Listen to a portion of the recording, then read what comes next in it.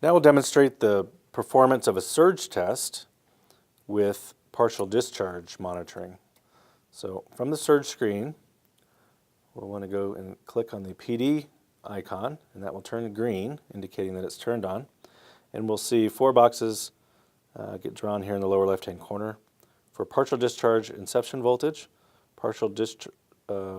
repetitive partial discharge inception voltage, repetitive partial discharge extinguish voltage, and partial discharge extinguish voltage. So we'll perform the surge test very similar to the surge video that we have for you.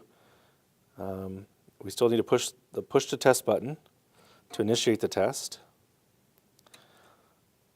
Okay, and then you have your slow ramp and fast ramp. I'm going to select the fast ramp, and then you have these range scale settings similar to the normal surge test. And get those so that your waveform takes up the screen. And then you have 2 new scales that you can actually scale in on the actual partial discharge activity. Typically we like to have this on a scale, the lowest scale, which is indicated by this 1 right there. This locking scales has the ability to lock the scales together. So it will push the partial discharge scale out to whatever the selected surge scale is going to be. All right, so our scales are set and we're ready to ramp. Go ahead and increase the test voltage. Again, just like we did for the normal surge test.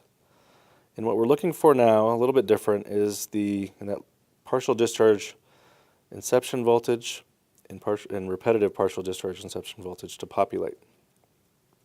So we'd ramp our surge test normally as we were doing a surge test all the way to test voltage, but making note of those voltages along the way. Okay, so there's the partial discharge inception voltage and the repetitive voltage. I'm going to go ahead and stop ramping there. And now I'm going to ramp it down, and you can see immediately the extinguished voltage populated.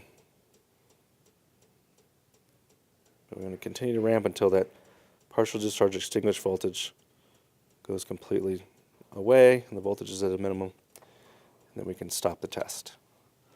And now we would proceed on to lead 2. So I'll select lead 2, and then I would perform the test in exactly the same way. And I would do the same thing for lead 3.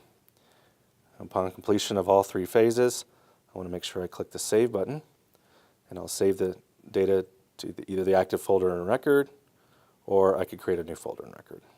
So I'm just going to select the active, and we're done.